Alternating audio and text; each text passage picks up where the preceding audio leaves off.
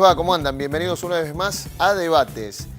Si uno va a los papeles, podría decir que el Mercosur es un acuerdo de integración regional que comenzó con Argentina, Brasil, Paraguay y Uruguay, al que después se sumaron otros países, que tiene una fecha clave, que es el 26 de marzo de 1991. Pero también, en esos 27 años que lleva el Mercosur, ha tenido muchos altos y bajos, ha tenido momentos de esplendor, ha tenido momentos en donde ha habido una fuerte gravitación política y obviamente ha tenido una reconfiguración en los últimos años con este giro a la centro-derecha que ha dado todo Sudamérica.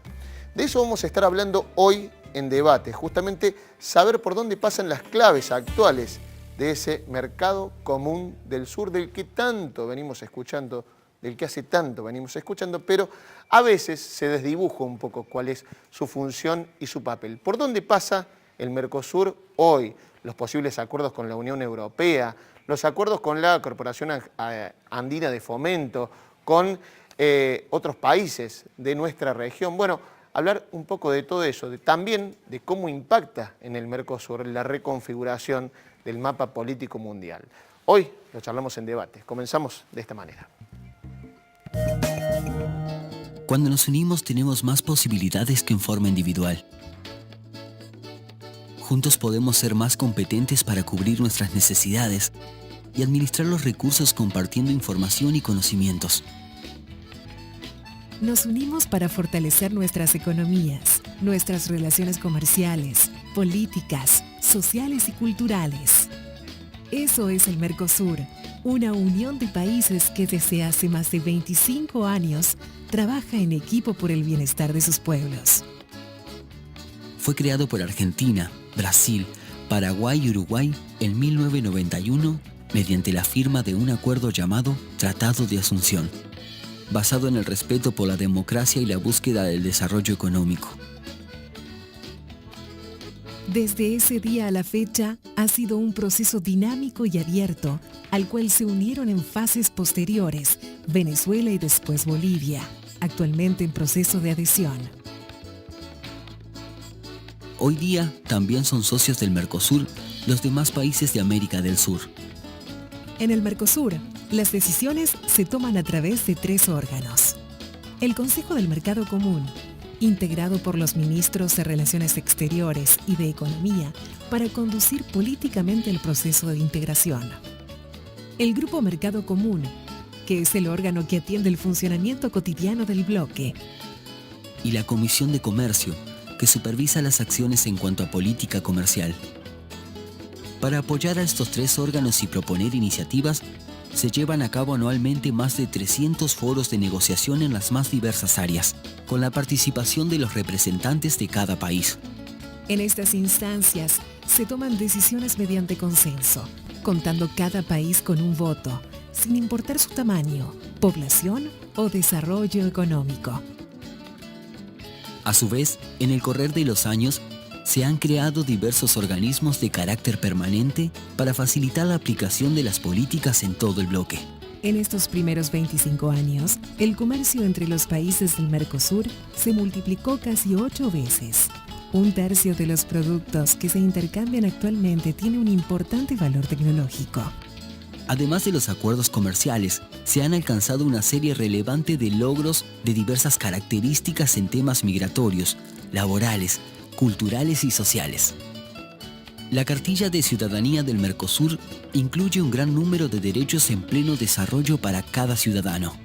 Entre otros beneficios, hoy día podemos vivir, estudiar y viajar con total libertad dentro de los países que integran el bloque. Incluso, elegir dónde jubilarnos sin perder nuestros aportes. Esta facilidad para desplazarnos nos permite convivir con mayor medida con otras culturas y verlas reflejadas en expresiones artísticas de diversa índole a través de intercambios y acuerdos culturales. Justamente veíamos esta introducción para ponernos en tema y hablar del Mercado Común del Sur. Los voy a presentar a nuestros invitados, José Ortega y Santiago Espósito, profesores de la Facultad de Derecho. ¿Cómo les va? Buenas noches. Hola, muy bien, muy contento. Muchas gracias por venir. No, por favor. A la vez, los dos son autores de varios artículos. Cualquiera que se ponga un rato en internet puede encontrarlos juntos escribiendo algunas cosas, y autores del libro Integración Latinoamericana, Experiencias. ¿Es así? Sí, es así. Bueno, con Santiago tenemos una gran amistad de hace mucho tiempo y la diferencia generacional enriqueció la posibilidad ensanchó los horizontes de la investigación y bueno, desde hace mucho tiempo escribimos, como vos bien lo decís, cualquiera puede ver nuestros artículos en distintos medios y el libro Integración Latinoamericana Experiencias, editado por la Universidad Nacional de Córdoba a fin del año pasado, realmente nos ha dado muchas satisfacciones. Hemos podido presentarlo en distintos puntos de la Argentina, también lo presentamos en Chile. Hay un interés cierto de una editorial brasileña por editarlo allá, traducido al portugués. Bueno, por lo tanto, ha sido una linda oportunidad para seguir avanzando en el análisis de esta problemática. Ya vamos a hablar de la actualidad. Yo decía en la presentación, el Mercosur ha ido cambiando mucho, tiene altibajos muchísimos en estos 27 años. Si uno lo compara con otros bloques de integración regional, podría decir es bastante nuevo, toma experiencias o no. Nos vamos a venir a la actualidad, pero un poquito, ¿cómo podemos hablar del surgimiento de ese Mercosur que se da ya por 1991, pero que venía con algunos intentos anteriores? Bueno, si en todo caso después complementás vos, pero básicamente el Mercosur como proceso no es la primera iniciativa en este sentido, ¿no? Y de hecho se inscribe como un acuerdo de alcance parcial en el contexto de la Asociación Latinoamericana de Integración, que fue fundada en 1980, a su vez continuadora de la Asociación Latinoamericana del Libre Comercio, que se funda en 1960. Pero sí, el condimento que trae el Mercosur es ser una consecuencia o inscribirse dentro del proceso de transición democrática que vivían por entonces los países del Cono Sur. La primera aproximación se produce entre Alfonsín y José Sarney, y de hecho los primeros avances de la integración son bilaterales, incluso con acuerdos firmados, importantes acuerdos firmados entre los dos países que incluso establecían un programa de integración sectorial muy interesante, hasta una moneda común preveía ese esquema del gaucho. Claro, me acuerdo, digamos que era... pero hacia los años, hacia el año 89, 90, los protocolos que se empiezan a firmar concitan el interés de Uruguay, fundamentalmente, que firma ya algunos acuerdos afines en los años 90. Pero con un peso indiscutido de Brasil y Argentina, que casi siempre se han disputado, bueno, el liderazgo del bloque, lo han dirimido de alguna manera por un peso específico de Brasil, creo, ¿no? Sí, yo creo que en esa transición democrática hay dos pares interesantes, ¿no? Antes de darle por ahí la posibilidad a Santiago que plantee un poco de números y cosas, pero el par Alfonsín Sarney y luego la inclusión de Uruguay con Sanguinetti, era una mirada muy similar del proceso de la transición democrática. Había necesidades parecidas, claro, y la posibilidad de dejar atrás algunas tensiones que habían existido históricas entre estos países por el objetivo común de superar la transición democrática, hace, ¿no es cierto?, que el avance sea mucho más interesante, mucho más fructífero que en otras oportunidades. Y después viene Menem, Lacalle y Collor. El Collor de Mello. Digo, hubo una coincidencia. Tradicionalmente, digamos, el Partido Nacional, Lacalle es nieto de Luis Alberto de Herrera, la gran figura del Partido Nacional, que había sido uno de los pocos aliados que Perón tenía en Uruguay en su época, ¿no? Claro. Y la llegada de Menem, sumada también al estilo y al estilo, bien digo, al estilo de Collor de Mello, hace que la transición se complete exitosamente, ¿no es cierto?, y en definitiva sigan compartiendo esos objetivos comunes en un contexto regional y global que fue bastante favorable y que produjo rápidos éxitos, ¿no? Antes de hablar, Santiago, vamos a recorrer un tape más de los que tenemos introductorios para hablar del Mercosur y seguimos charlando con los invitados. el Mercosur ha realizado múltiples acuerdos de tipo comercial, político y de cooperación con varias naciones y organismos de los 5 continentes. A nivel de cooperación económica, desde 2006 existe un Fondo para la Convergencia Estructural. Este fondo de financiamiento aporta anualmente más de 100 millones de dólares para los sectores más necesitados de los países miembros, basándose en la solidaridad, el consenso, la equidad y flexibilidad.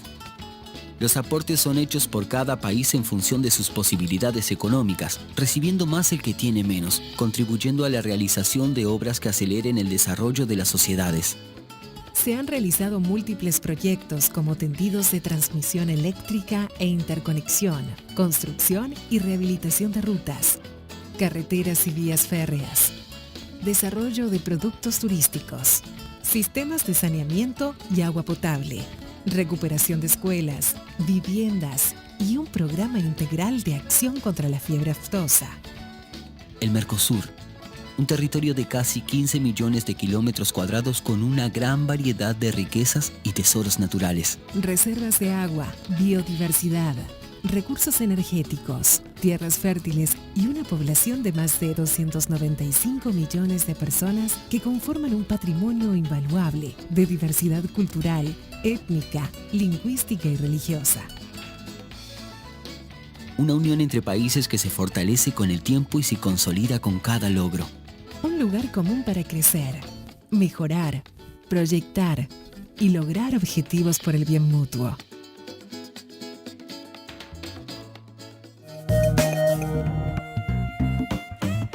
Como decíamos, estamos hablando del Mercosur, el Mercado Común del Sur. Santiago, más o menos en la misma tónica, ¿no? Bueno, ¿de qué hablamos cuando hablamos del Mercosur? Sí, creo que hay 4 puntos importantes a destacar de lo que fue la creación del Mercosur, ¿no? En primer lugar, como decía José, la necesidad de consolidar las democracias en los países miembros originarios del Mercosur, ¿no? Tanto en Argentina, en Brasil, como en Paraguay y en Uruguay, ¿no? Venían de regímenes dictatoriales y era necesario reforzar esos sistemas democráticos.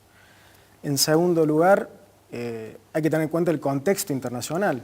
En el año 89 había caído el muro de Berlín, en el año 91 desapareció el bloque soviético y los países de Latinoamérica buscaban unirse a ese occidente globalizador, a esas democracias liberales, a este nuevo orden internacional que se estructuraba en pilares que tenían que ver con políticas de libre comercio, de apertura de mercado, de desregulación, de reforma del Estado, ¿no? Si uno ve los considerandos del Tratado de Asunción, que es el tratado fundacional del Mercosur del año 91, observa que expresamente dice, teniendo en cuenta la nueva realidad internacional, la necesidad de adaptarse a esta realidad internacional, de consolidar grandes espacios económicos. Porque a la vez, digo, Sí. te freno en ese punto porque es interesante la coyuntura política que se da a principios de los 90, ¿no? Y el giro económico que también dan muchas naciones de esta parte del mundo con respecto a la apertura, digo. Sí. Lo vivimos los argentinos con la economía del periodo de Menem, ¿no? Sí, exactamente, ¿no? Tanto Menem como Collor de Mello internalizaron esta cuestión de apertura económica, de regulación, de reforma del Estado, lo tomaron y también lo hicieron política interna, ¿no? Entonces fue también una forma de legitimar este tipo de Sí, incluso, políticas. si me disculpas, cuando vos estudias la historia del Tratado de Asunción y hablas con algunos actores importantes en ese proceso, uno de ellos fue el gobernador Juan Schiaretti, que en aquella Era época funcionario nacional en ese momento, era funcionario de la Cancillería. Otro fue el canciller uruguayo, Gros Espiel, o los miembros de Itamaraty que participaron en la negociación de la Cancillería brasileña. El mismo Cavallo. El mismo Cavallo, pero fundamentalmente Schiaretti. Todos te cuentan lo mismo, que había necesidad de aprovechar un momento, un contexto determinado y no perder demasiado tiempo en detalles, en alcanzar un tratado posible que respetara las tradiciones jurídicas, que no fuera en contra de los intereses de ninguno de los países, pero que fuera simple, sencillo, práctico y de hecho hubo un intercambio muy fluido, pero también ágil y rápido, a diferencia de lo que habían sido otros procesos. Todo en ese marco, ¿no? Es decir, aprovechar todo ese viento de cambio en favor de por fin instalar una propuesta de integración de largo plazo que derribara algunos preconceptos que siempre habían conspirado en contra de poder sostener estos procesos. De hecho, al día de hoy tenemos dos bloques comerciales grandes en Sudamérica, ¿no? Es decir, bueno, por un lado el área de libre comercio del Pacífico y por otra el Mercosur, pero están viendo hacia algunos signos de integración. Nos vamos a meter en la actualidad en un ratito nada más, pero vamos a hacer la primera pausa en debates y ya venimos y seguimos hablando del Mercosur. 27 años, deudas, desafíos de este mercado común del sur. Ya venimos.